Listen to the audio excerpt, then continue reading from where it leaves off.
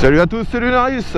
Aujourd'hui, le test de la Orcal Sirio 125 de 2021. Allez, c'est parti.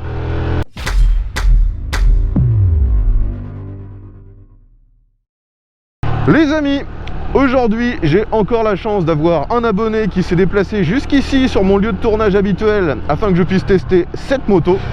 Donc il s'agit d'une moto de la marque Orcal. Vous ne connaissez peut-être pas cette marque en fait. Il s'agit d'une marque française, ou du moins qui se prétend française, un peu dans le même esprit en fait de ce qui se passe chez MASH. C'est-à-dire que c'est une marque qui dit concevoir les motos et ensuite les faire assembler en Chine. Donc le modèle que je teste aujourd'hui, il s'agit du Sirio. C'est une évolution, on dira, de leur modèle emblématique, la Astor. La Astor chez Orcal, c'est un roadster très néo-rétro dans le look, ça ressemble beaucoup à ce qu'il y avait dans les années 60-70. Là, on garde la même base technique, c'est-à-dire c'est le même moteur, le même châssis. Ils ont revu un peu l'esthétique afin de lui donner un look un petit peu plus tout-terrain, un petit peu plus scrambler. Et ils ont renommé cette machine Sirio. Donc les grosses différences esthétiques entre la Astor et celle-ci, c'est tout d'abord la taille des pneus. On a à l'avant une roue en 18 pouces avec des pneus, vous voyez, un peu typés tout-terrain. C'est d'ailleurs des pneus de la marque CST, une marque que je connaissais pas pour les pneus moto. Moi j'en avais entendu parler pour les pneus de vélo. Pour les autres différences, c'est souvent des différences de coloris ou de finition. Mais globalement, je le rappelle, hein, cette Sirio est une Astor modifiée. Alors comme souvent avec ce genre de petite 125 produite en Chine, c'est motorisé par un monocylindre à refroidissement par air. Il semblerait que ce soit un ancien moteur de chez Yamaha qui aura été retravaillé pour passer les nouvelles normes. Maintenant celui-ci est alimenté par injection et il est donné pour développer à peu près 10 chevaux pour un poids d'environ 130 kg. Une des premières choses qui surprend sur cette machine, comparée à une MASH, c'est la finition. Ça a l'air d'être quand même un cran au-dessus, même s'il est vrai, il y a quand même des pièces un peu bas de gamme. Mais globalement, sur tout ce qui est traitement de surface, les peintures, les chromes, tout a l'air de meilleure qualité que ce qu'on a d'habitude chez MASH. Après, peut-être également que c'est parce que j'ai la chance aujourd'hui d'en tester une qui est vraiment toute neuve. Bon, comme souvent avec les 125, la prise en main est assez évidente. L'ergonomie de ce véhicule fait qu'on a une position très droite. Et en plus, j'arrive, vous le voyez, à toucher par terre très facilement du haut de mon 1m70. Je mets quasiment les deux pieds à plat. Il y a juste la selle qui est un peu large. Et donc, je ne peux pas mettre complètement les pieds à plat. J'ai les talons qui se relèvent un peu. Mais mis à part ça, la position est assez agréable. Vous pouvez voir d'ailleurs que sur cette moto, on a une selle qui est très jolie. Je ne sais pas si elle est en cuir ou en simili-cuir. Mais de toute façon, même si c'est du simili, ça fait illusion. C'est vraiment joli. La seule chose pour l'instant qui me gêne un peu, c'est la position du guidon. Vous voyez que celui-ci a une forme un peu classique, presque comme on aurait sur une machine de cross actuellement. Sauf qu'il est un petit peu, comment dire, basculé vers l'avant. Et de mon point de vue, il aurait été préférable pour moi de le tourner un petit peu sur son axe pour qu'il soit très légèrement plus proche. C'est le seul défaut que je trouverais à l'ergonomie pour l'instant. En ville, vous voyez, ça se manie avec aisance, on n'a pas du tout besoin de forcer, le guidon est extrêmement large. Et celui-ci d'ailleurs fait que j'ai les bras qui partent un peu vers l'extérieur, c'est surprenant sur une machine de ce gabarit. Mais il est vrai que un des avantages de cette machine, c'est qu'elle est relativement grosse pour une 125. Elle est quand même assez valorisante. Vous n'avez pas l'impression d'être sur une toute petite machine quand on est dessus. Alors me voilà pour la première fois dans un rond-point. Ça se bascule assez facilement, peut-être même trop facilement. On a la moto qui tombe un petit peu comme si on était sur un super motard. Les pneus ont l'air d'être assez neufs. On n'a pas trop un effet de lourdeur avec la roue avant qui est en 18 pouces. Je rappelle, c'est une des différences avec la Astor qui est une roue à l'avant en 17 pouces. Mais par contre, ça garde la même largeur. De mémoire, c'est un 100 ou 110 à l'avant et on a un 130 à l'arrière. Et franchement, bah, c'est assez valorisant au niveau de l'esthétique d'avoir des pneus un peu ballons, un peu gros sur ce genre de machine. Mais il est vrai que c'est pas nécessaire du tout. On aurait pu mettre des pneus encore beaucoup plus fins. Ça aurait amélioré la prise en main, la maniabilité du véhicule. Concernant la prise d'info, je peux quasiment me retourner sans difficulté.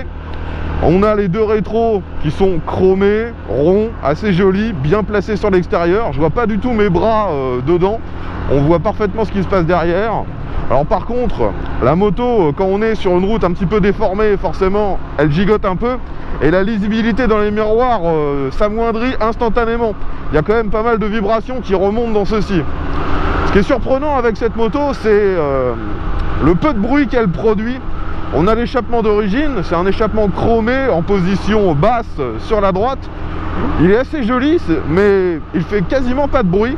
Et donc, on n'a pas un indice sonore concernant notre vitesse. On est obligé de regarder le compteur, sinon on peut se faire surprendre. Allez, je sors de l'agglomération, accélérons un bon coup, j'accélère d'ailleurs à fond. On a un compte tour, je le montre, à 9000 tours. En fait, le problème, c'est que le compte tour, la zone rouge commence à 10 000, alors que, en fait, à 9005, on est déjà au rupteur. On sent que le compteur n'a pas été fait exclusivement pour ce modèle. Et vous voyez qu'on arrive à revenir à 90 sans trop de difficultés. Le moteur devient forcément beaucoup plus audible dès qu'on dépasse les 6-7 000 tours.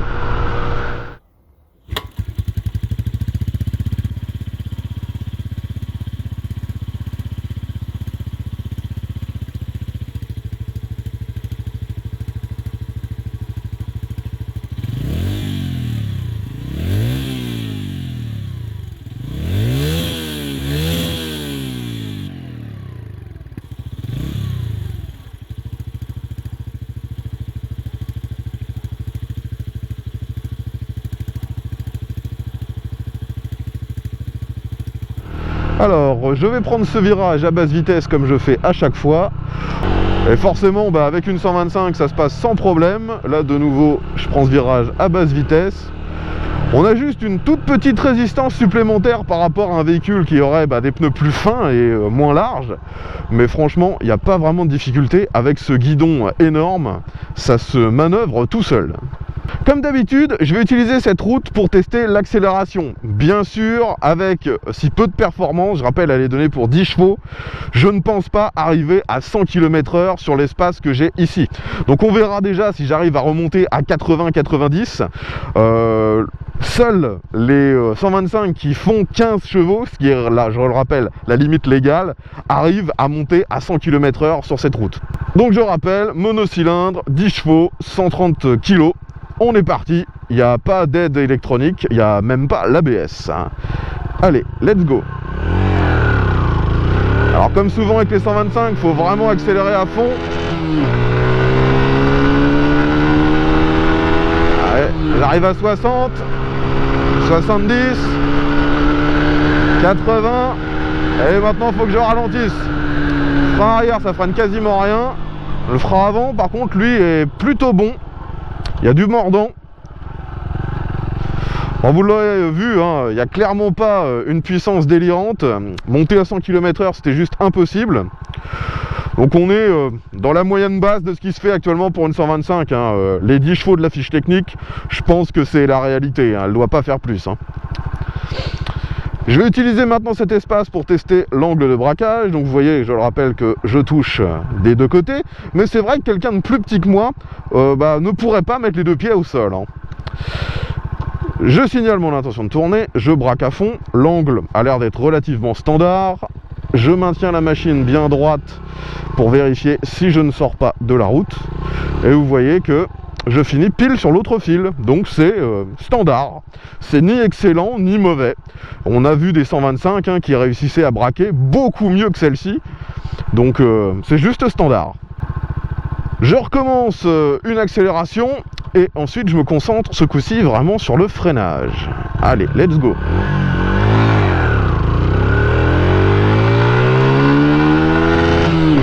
Ouais, le rupteur, c'est bizarre, d'une vitesse à l'autre, le compteur m'indique pas la même chose. Allez, on arrive à 80, 85, et je ralentis. Frein arrière, ça freine vraiment que dalle. Frein avant, c'est plutôt bon. Sur cette machine, les freins sont à disque. À l'avant, ça freine plutôt bien. Par contre, l'arrière, il n'y a vraiment que dalle. Et pourtant, c'est une moto qui a normalement un freinage couplé, c'est-à-dire quand on freine de l'arrière, ça doit freiner aussi un petit peu de l'avant. Comme souvent sur les motos chinoises qui ont ce système, ça ne fonctionne tout simplement pas. Heureusement, le frein avant, lui, est plutôt dosable, plutôt performant. Mais ce qui est pénible, c'est qu'une fois de plus, moto pas chère, donc économie de bout de chandelle. Et vous voyez que les leviers, que ce soit le frein ou l'embrayage, ne sont pas réglables en écartement. Et malheureusement, ils sont un peu loin pour moi. La plupart des autres 125 que j'ai testés qui n'avaient pas de levier réglable avaient l'avantage d'avoir des leviers relativement proches. Ici, ce n'est malheureusement pas le cas. Allez, on réaccélère. Et ouais, c'est vraiment bizarre, hein. Il y a des fois où j'ai le rupteur alors que ça m'indique 8500 tours, d'autres fois à 9000, d'autres fois à 9005. J'ai l'impression que le compte tours n'est absolument pas précis. Au niveau des commodos sur cette machine, c'est la même chose que sur la plupart des motos japonaises. C'est fait à l'identique, sauf que là c'est du plastique un peu bas de gamme, mais tout a l'air de fonctionner normalement. On n'a pas de feu de détresse, vous avez juste un appel de phare sur la gauche. Et sur la droite, vous pouvez voir qu'il y a un bouton pour allumer l'éclairage, mais en fait il n'est pas fonctionnel. Tout simplement parce qu'en France, il est obligatoire lorsque vous mettez le contact que l'éclairage s'allume tout seul. Donc là vous avez le bouton, mais en fait il ne sert à rien. On a deux compteurs cerclés de chrome, un pour la vitesse, l'autre bien sûr c'est le compte tour, et vous avez quelques voyants de base, les clignotants, les feux, vous avez un voyant de réserve. Il n'y a pas d'écran, c'est vraiment à l'ancienne et le minimum. Pour l'instant, là où j'apprécie le plus ce moteur, c'est en ville. On n'a pas l'obligation de le faire tourner à très haut dans les tours. À 4-5 000, le moteur fait très peu de bruit et on a déjà un minimum de couple. C'est plutôt efficace. Là maintenant, je vais faire un test de souplesse. Donc deuxième, troisième, quatrième, cinquième. Bon, en cinquième à 30, ça broute à mort, mais ça cale pas. Le moteur est quand même un peu souple. Mais forcément, avec ce type de cylindrée, vous ne pouvez pas espérer avoir un minimum de performance en sous-régime. Le seul avantage, c'est que si vous vous trompez dans vos rapports, vous ne calerez pas d'un seul coup. De nouveau, un petit virage à basse vitesse. Ça se manie vraiment avec facilité. Ici, on est en côte, donc forcément, si je veux monter, il faut que j'accélère à fond. Donc là, je stagne à 50 à 6000 tours, je redescends d'un rapport, ça monte plus, et on reprend un peu de vitesse. Par contre, c'est vrai que le bruit, lorsque vous dépassez les 7-8 000 tours, il est beaucoup plus fort, et il n'est pas forcément très plaisant. Allez, un petit dodan que je prends à 30 km/h. Les suspensions sont très fermes. C'est surprenant sur ce genre de véhicule. Là, je vais le prendre un tout petit peu plus vite pour vous confirmer. Je le prends à 40. Ouais, c'est vraiment ferme. Moi, perso, j'aime bien. Je préfère que ce soit trop ferme que trop mou. Mais si vous cherchez du confort, clairement, c'est pas le top. A l'inverse, ce qui est bien, c'est que même sur les gros freinages, la suspension à l'avant se tasse très peu. Ça compense bien le transfert de masse. À l'avant, on a une fourche classique qui est d'ailleurs protégée par des soufflets, une fois de plus pour donner un côté vintage. Il n'y a pas de réglage. Et à l'arrière, c'est un amortisseur de chaque côté, toujours pour le côté vintage. Et vous pouvez régler la précharge. Allez, voyons ce que ça donne cette machine dans une succession de virages. Donc, comme avec les autres 125, on n'hésite pas, on accélère à fond et on attend qu'il se passe quelque chose. Donc on remonte forcément assez vite aux limitations vu qu'on est en descente. La machine est très facile et relativement stable. Le frein avant, comme je vous l'ai déjà dit plusieurs fois, fonctionne bien. Et dans un virage pris à relativement haute vitesse pour ce genre de moto, bah ça reste assez stable, hein. Là les pneus, comme je vous ai dit, c'est du pneu chinois un petit peu à tétine, des pneus mixtes, et franchement sur le sec ça tient très bien. J'ai aucune idée par contre de l'efficacité de ces pneus sur le mouillé. Donc tout à l'heure je vous disais qu'avec cette route 18 à l'avant, ça ne changeait pas vraiment le comportement du véhicule par rapport à un véhicule classique en 17 lorsqu'on était à basse vitesse. À haute vitesse, il y a un petit peu plus de résistance forcément, mais ça reste très facilement gérable grâce, une fois de plus, au très grand guidon. Allez, j'accélère à fond, donc là, je suis volontairement sur un rapport assez élevé, donc il faut que j'attende pour que ça prenne de la vitesse. 70, 80, je change de rapport, et je remonte à 85, puis 90. Ce qui est perturbant parfois, c'est que je ne sais plus à quelle vitesse je suis, car en fait il y a une double graduation sur ce compteur. On a aussi une graduation en miles. De nouveau, dans un rond-point, comme je vous disais, ça se bascule très facilement à basse vitesse. C'est une machine qui est assez fun, hein. Encore un petit freinage, frein arrière ça freine rien, frein avant... Le frein avant est bon, et c'est surtout en fait l'énorme différence de performance entre l'avant et l'arrière qui est surprenante, parce que l'arrière, il est vraiment... c'est à se demander s'il est connecté à quelque chose, hein. On va essayer de dépasser ce véhicule. Ouais, c'est possible de dépasser, mais il faut vraiment pas que les autres soient ne serait-ce qu'un tout petit peu au-dessus des limites, hein. La boîte de vitesse fonctionne très bien. Pour l'instant, j'ai pas de problème avec celle-ci, pas de faux points morts, pas de résistance ni de bruit bizarre. Là on va essayer de monter sur l'autoroute. Le problème c'est que devant moi il y a un camping-car qui avance très lentement, donc je vais pas forcément pouvoir facilement prendre de la vitesse. Je redescends dans les rapports pour avoir un minimum de patates. Heureusement il n'y a personne. On arrive très vite au rupteur. Pour l'instant je reste derrière ce véhicule parce que je peux pas me permettre de dépasser, il y a d'autres véhicules qui sont en train de le faire. Donc je suis bloqué à 80. En plus la route monte un peu. Donc pour dépasser, je pense que ça va être très compliqué. Là, je suis accélérateur à fond, je suis bloqué.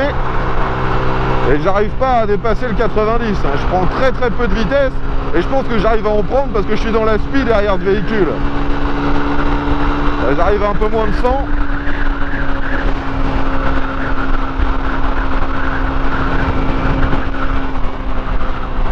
On va essayer de dépasser.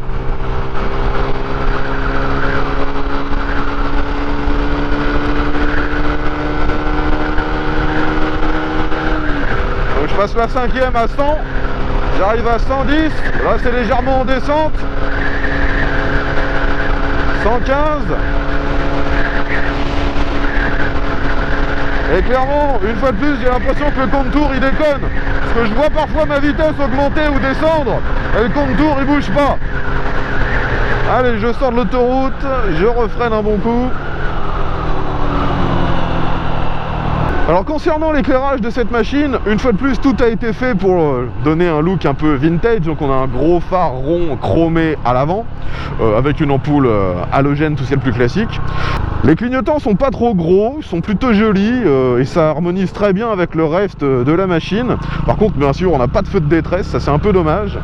Et à l'arrière on a un tout petit feu rond pour le feu stop qui lui aussi s'intègre bien dans le design. L'avantage vraiment de ces machines chinoises, c'est qu'au niveau de l'esthétique, c'est plutôt valorisant, ça donne envie, hein. De plus, ce genre de petites motos sont parfaitement adaptées si vous voulez l'utiliser au quotidien. C'est facile, maniable, vous prenez les infos autour de vous sans difficulté. Pour un usage au quotidien en ville, de toute façon, personne n'a besoin de plus qu'une 125. Hein. Bon là, vous voyez, je suis à fond. Les autres véhicules accélèrent très légèrement plus que moi, quoi. Avec ce genre de 125 d'une dizaine de chevaux, faut pas espérer avoir mieux que n'importe quelle autre voiture en fait. Et si les voitures se mettent à accélérer fort, vous les suivrez pas. Bon, au global les amis, vous l'aurez compris, hein, cette machine n'a rien d'une machine de grand prix. C'est une petite 125, tout ce qu'il y a de plus classique. Maintenant, il va falloir parler un peu des autres aspects de cette moto. Tout d'abord, au niveau pratique, c'est un peu une déception.